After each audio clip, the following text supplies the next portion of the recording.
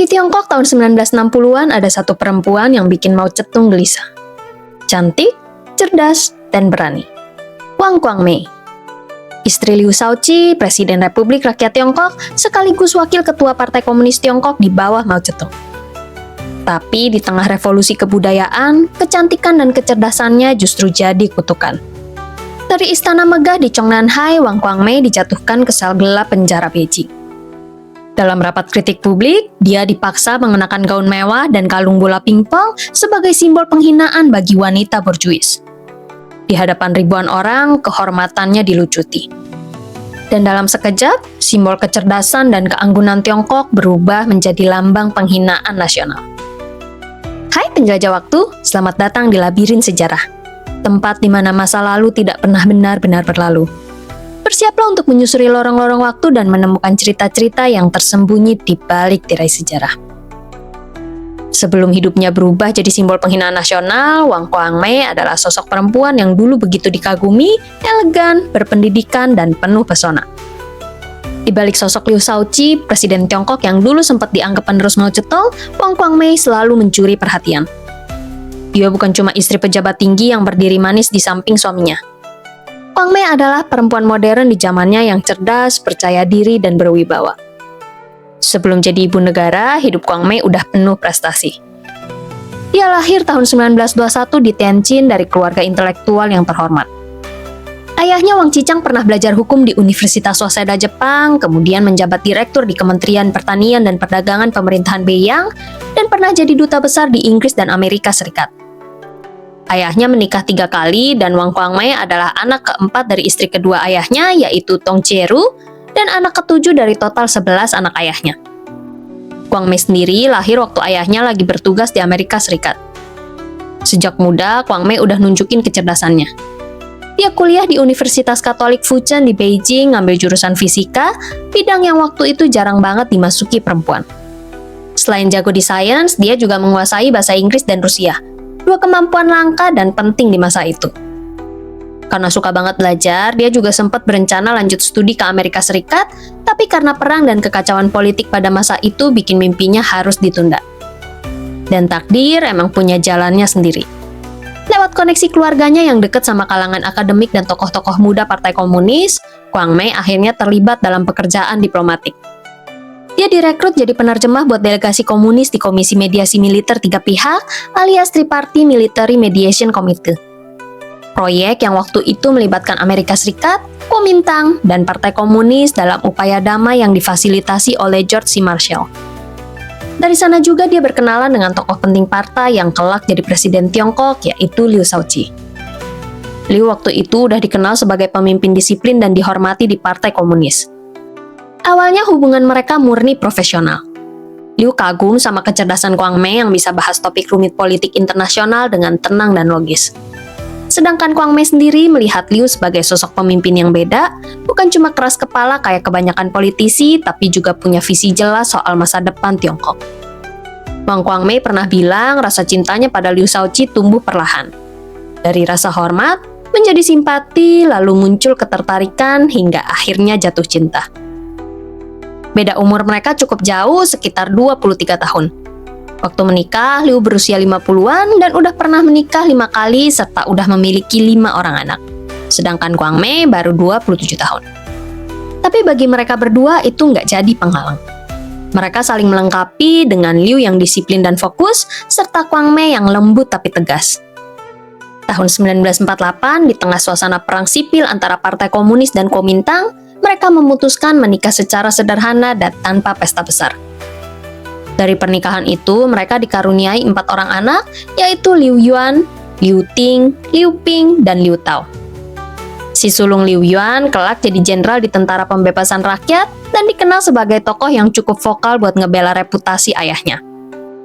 Banyak sumber, termasuk memoar dari teman-teman separtai dan wawancara anak mereka Liu Yuan, menggambarkan hubungan mereka sebagai penuh rasa hormat dan saling mendukung. Liu dikenal keras dan perfeksionis, tapi Wang bisa menjinakkan karakternya dengan kecerdasan dan ketenangan. Mereka sering berdiskusi panjang tentang politik dan ekonomi, dan Wang dikenal suka membantu menyiapkan pidato Liu agar terdengar lebih hangat. Liu sendiri sering melibatkan istrinya dalam beberapa perjalanan diplomatik resmi, sesuatu yang waktu itu jarang dilakukan pejabat senior Partai Komunis. Tapi di luar itu, mereka menjalani kehidupan rumah tangga yang sederhana. Di kediaman resmi mereka di Chongnanhai, Wang dikenal lebih suka memakai pakaian biasa di rumah dan mendidik anak-anaknya untuk tidak manja meski statusnya keluarga presiden. Waktu Liu Shaoqi resmi jadi presiden tahun 1959, Wang Quangmei mulai sering muncul di depan publik sebagai pendamping resmi suaminya. Dia nggak cuma berdiri di samping Liu, penampilannya yang rapi, bahasa yang halus, dan cara bicara yang cerdas bikin dia gampang dilihat sebagai wajah dari keluarga pemimpin yang modern. Orang asing dan media internasional juga menganggap Wang bukan sekedar istri pejabat, tapi jadi figur yang mewakili sisi beradab dan berpendidikan dari rezim baru. Puncak visibilitasnya datang lewat kunjungan kenegaraan, khususnya tur Asia Tenggara pada April sampai Mei 1963, waktu Liu dan Wang mengunjungi Indonesia, Burma alias Myanmar, Kamboja, dan Vietnam. Dalam kunjungan-kunjungan ini, dia sering berada di samping Liu, bahkan kadang jadi penerjemahnya sendiri, dan cara dia membawa diri bikin citra diplomatik Tiongkok terasa lebih halus dan modern di mata negara-negara tetangga. Di dalam negeri, citra Wang Quangmei sengaja dibentuk supaya kelihatan kayak perempuan ideal versi negara. Dia digambarin sebagai sosok yang pintar, sopan, anggun, tapi juga aktif dan peduli urusan politik. Media waktu itu sering banget nunjukin dia pakai pakaian rapi sambil ngobrol sama tamu-tamu asing atau hadir di acara kenegaraan. Dari situ banyak orang mulai ngeliat Wang sebagai simbol perempuan yang cantik tapi berwibawa, lembut tapi cerdas. Tapi di dunia politik Beijing, perhatian publik yang terlalu besar bisa jadi pedang bermata dua. Menurut Roderick Mark Farquhar dan Michael Schoenhaus dalam bukunya Mao's Last Revolution tahun 2006, beberapa anggota lingkaran Mao termasuk istrinya Jiang Qing mulai ngelihat popularitas Wang sebagai ancaman simbolik. Jiang Qing dikenal sebagai sosok ambisius dan sensitif terhadap posisi sosialnya, terutama karena selama bertahun-tahun dia berjuang keras supaya diakui bukan cuma sebagai istri Mao, tapi juga sebagai tokoh revolusioner independen. Salah satu momen yang sering disebut para penulis sejarah terjadi waktu kunjungan Liu Shaoqi dan Wang Quangmei ke Asia Tenggara tahun 1963 termasuk ke Indonesia. Wang tampil dengan cipau putih dan kalung mutiara, gaya yang dianggap sopan dan diplomatis di luar negeri, tapi belakangan malah dijadikan bahan serangan. Foto-foto dari kunjungan itu beredar luas, dan menurut catatan The China Story, Australia National University tahun 2016, itu dijadikan alat propaganda oleh kelompok radikal pro-Mao buat ngelabelin Wang sebagai simbol borjuis. Kritik itu baru benar-benar memuncak beberapa tahun kemudian, waktu revolusi kebudayaan dimulai tahun 1966. Tapi sebenarnya benihnya udah ada sejak awal 1960-an, waktu Mao kehilangan banyak pengaruh akibat kegagalan Great Leap Forward, program ekonomi yang justru menyebabkan bencana kelaparan besar dan kematian puluhan juta warga Tiongkok tahun 1958 sampai 1961. Buat nyelamati negara, Liu Shaoqi ngambil alih sebagian besar kebijakan ekonomi. Bareng sama Deng Xiaoping, dia memperbolehkan sistem pertanian yang lebih fleksibel dan menekankan perbaikan industri ringan. Ekonomi Tiongkok mulai pulih, rakyat sedikit lega, dan popularitas Liu meningkat pesat. Tapi justru itu yang bikin Mao resah. Kayak yang dijelasin Jonathan Spence dalam The Search for Modern China tahun 1990, Mao ngerasa perannya sebagai bapak revolusi mulai tergeser oleh Liu yang dianggap lebih rasional dan pragmatis. Tahun 1966, Mao Zedong meluncurin kampanye besar yang dia sebut sebagai revolusi kebudayaan. Katanya sih tujuannya buat membersihkan partai dari pengaruh borjuis dan pengkhianat revolusi. Tapi menurut sejarawan Roderick Mark Farquhar, tujuan sebenarnya jauh lebih politis. Mao lagi berusaha ngerebut lagi pengaruh yang sempat hilang setelah kegagalan Great Leap Forward, program ekonomi yang bikin jutaan orang kelaparan. Dan buat dapetin kekuasaan itu lagi, Mao punya strategi yang cukup ekstrim. Dia bangkitin semangat kaum muda lewat gerakan Red Guards dan nyuruh mereka nyerang siapapun yang dianggap musuh revolusi Mao. Salah satu target utamanya, Liu Shaoqi dan istrinya Wang Quangmei. Padahal beberapa tahun sebelumnya mereka berdua dikenal sebagai pasangan teladan revolusi. Tapi dalam waktu singkat, citra itu berbalik total. Mereka dicap sebagai pengkhianat rakyat dan kaum borjuis baru. Dan serangannya bukan lewat peluru atau pengadilan, tapi lewat sesuatu yang jauh lebih menyakitkan. Penghinaan di depan publik. Masuk ke tahun 1967, titik balik hidup Wang Quangmei datang. Di Universitas Tsinghua Beijing, dia dipaksa ikut yang disebut rapat kritik publik, semacam sidang terbuka tapi tujuannya bukan cari keadilan, melainkan buat mempermalukan seseorang di depan massa. Menurut catatan Elizabeth J. Perry dari Harvard University dengan artikel berjudul Wang Quangmei and the Peach Garden Experience, Wang waktu itu dipakein cipau ketat dan kalung dari bola pingpong sebagai tiruan dari kalung mutiara yang pernah dia pakai waktu kunjungan kenegaraan ke Indonesia. Buat rezim yang lagi anti-borjuis, tampilan itu dijadiin simbol gaya hidup elit yang harus dihancurin. Kerumunan besar dikumpulin lewat pengeras suara dan poster-poster propaganda. Ribuan orang datang, teriak-teriak, ngatain, dan nunjuk-nunjuk ke arahnya. Beberapa saksi mata bilang meskipun dipermaluin di depan begitu banyak orang, Wang tetap berdiri tegak, wajahnya datar, tenang, seolah dia tahu nggak ada yang bisa dia bela, tapi juga nggak mau kehilangan martabat. Foto-foto dari momen itu kemudian disebar ke seluruh negeri dan dijadiin bahan propaganda tentang bagaimana nasib kaum borjuis yang sombong. Setelah dipermalukan di depan ribuan orang, hidup Wang Quangmei berubah total. Dari istri presiden yang dulu sering tampil di acara kenegaraan, dia sekarang jadi tahanan politik. Sementara suaminya, Liu Shaoqi, juga mengalami nasib yang gak kalah tragis. Sejak 1967, Liu mulai dijauhkan dari semua posisi penting di pemerintahan. Menurut buku Mao's Last Revolution, Liu secara resmi dipecat dari semua jabatan negara dan partai pada tahun 1968 setelah dituduh sebagai pengkhianat dan musuh kelas buruh. Tapi penyingkirannya nggak cuma soal politik, dia juga ditahan di lokasi rahasia dan dilarang berobat, padahal waktu itu kesehatannya terus menurun karena diabetes dan infeksi paru-paru yang dia alami. Tahun 1969, Liu Shaoqi meninggal dunia di tempat tahanan di Kaifeng, Henan dalam kondisi sakit parah, kurus, dan nyaris tanpa perawatan medis.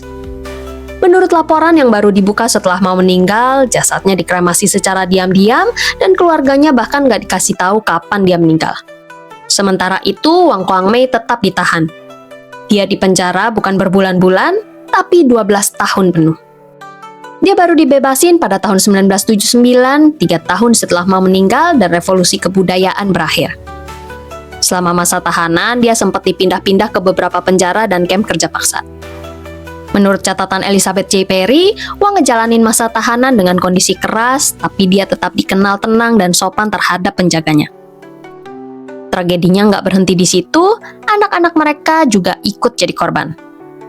Karena dianggap anak pengkhianat, mereka dipisahin dari orang tua dan dikirim ke pedesaan buat reedukasi, istilah halus buat kerja paksa di desa. Kebijakan reedukasi ini bukan cuma nyeret keluarga Liu aja, tapi juga banyak keluarga pejabat lain, salah satunya Xi Jinping yang sekarang jadi presiden Tiongkok. Liu Yuan, salah satu anak dari Liu Shaoqi dan Wang Quangmei, kelak menulis dalam wawancaranya dengan People's Daily kalau masa kecilnya di pengasingan penuh ketakutan, tapi justru di situ dia belajar tentang arti keteguhan dan harga diri. Nggak cuma ngejatohin dan mempermalukan Liu dan Wang, Mao dan Qianqing juga mau menghapus jejak mereka dari sejarah Tiongkok. Nama Liu dilarang disebut di media, fotonya dihapus dari arsip, dan bahkan di buku pelajaran pun, generasi muda cuma diajarin kalau ada seorang pengkhianat yang mencoba menggulingkan revolusi. Bertahun-tahun kemudian, setelah era Mao berakhir, barulah semuanya berubah. Tahun 1980, pemerintah Tiongkok secara resmi merehabilitasi Liu Shaoqi, yang artinya negara akhirnya mengakui bahwa semua tuduhan terhadapnya dulu salah dan memulihkan nama baiknya sebagai pejuang revolusi. Upacara kenegaraan digelar di Beijing buat menghormati jasanya. Wang Quangmei hadir di situ, berdiri tenang dengan pakaian sederhana. Bukan lagi simbol elegan Tiongkok seperti dulu, tapi simbol ketabahan seorang perempuan yang udah kehilangan segalanya. Suami, kebebasan, dan masa mudanya, kecuali satu hal yang gak pernah bisa dirampas. Martabatnya. Setelah Mao Zedong meninggal tahun 1976, Tiongkok pelan-pelan mulai berubah arah. Pemerintah baru di bawah Deng Xiaoping pelan-pelan berusaha memperbaiki luka yang ditinggalkan revolusi kebudayaan. Salah satunya dengan meninjau ulang kasus-kasus korban politik masa itu dan menghukum orang-orang yang terlibat dalam revolusi kebudayaan. 6 Oktober 1976, istri Mao yaitu Qianqing yang juga dikenal sebagai salah satu otak di balik revolusi kebudayaan ini ditangkap bareng 3 orang sekutunya, yaitu Chang Chunqiao, Yao Wenyuan, dan Wang Hongwen dalam kelompok yang disebut Gang of Four. Mereka dituduh melakukan konspirasi kontrarevolusioner dan menghancurkan stabilitas negara. Di kemudian hari, sekitar tahun 1980 sampai 1981, Jiang Qing diadili dalam pengadilan Gang of Four dan dijatuhi hukuman mati yang akhirnya diubah jadi penjara seumur hidup. Jiang Qing menghilangkan nyawanya sendiri pada tahun 1991 di rumah sakit tempat ia dirawat. Buat Wang Quangmei, itu jadi awal dari bab baru hidupnya. Tahun 1979, setelah lebih dari 12 tahun di penjara, dia akhirnya dibebasin dan dipulihkan namanya. Pemerintah menyatakan kalau tuduhan terhadap dirinya nggak berdasar dan Wang bisa kembali menjalani hidup sebagai warga negara biasa. Tapi biasa tentu nggak gampang buat seseorang yang udah kehilangan hampir segalanya. Suami, reputasi, dan masa mudanya. Meski begitu, Wang nggak hidup dalam kepahitan. Dia milih buat fokus di kegiatan sosial dan pendidikan. Menurut China Daily dan catatan The China Story Project tahun 2016, Wang aktif di berbagai proyek amal, termasuk Yayasan Guangcai yang bantu anak-anak dari keluarga miskin dan korban perang. Dia juga sering diundang buat ngisi seminar soal etika publik dan pendidikan perempuan, tapi menghindari ekspos berlebihan dari media. Katanya, saya cuma mau hidup tenang dan berguna buat orang lain. Setelah semua yang dia lalui, bayang-bayang masa lalunya nggak pernah benar-benar hilang. Dalam beberapa wawancara menjelang akhir hidupnya, Wang sering berbicara dengan nada reflektif yang lembut tapi dalam. Di salah satu wawancara yang dikutip oleh People's Daily Online tahun 2006, dia pernah bilang, "Saya tidak menyesal menjadi istri Liu Shaoqi, tapi saya menyesal pernah percaya pada revolusi yang menelan anak-anaknya sendiri." Ucapan itu jadi semacam penutup kisah panjang seorang perempuan yang dulu dikenal karena kecantikan dan kecerdasannya, tapi diingat karena keteguhannya. Wang Quangmei meninggal dunia tahun 2006 di Beijing di usia 85 tahun. Dalam sejarah Tiongkok modern, Wang Quangmei bukan sekedar istri seorang presiden.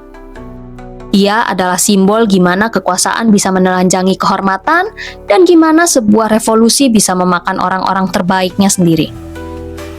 Dari istana ke penjara, dari kebanggaan nasional ke penghinaan publik, Wang Quangmei jadi korban dari pertarungan politik yang bahkan bukan miliknya. Kadang dalam sejarah, keindahan dan kecerdasan bukan anugerah, tapi kutukan di hadapan mereka yang takut kehilangan kuasa. Sejarahnya mungkin sudah berlalu, tapi pertanyaannya masih sama. Seberapa kuat kamu mempertahankan harga diri ketika dunia menuduhmu bersalah tanpa bukti?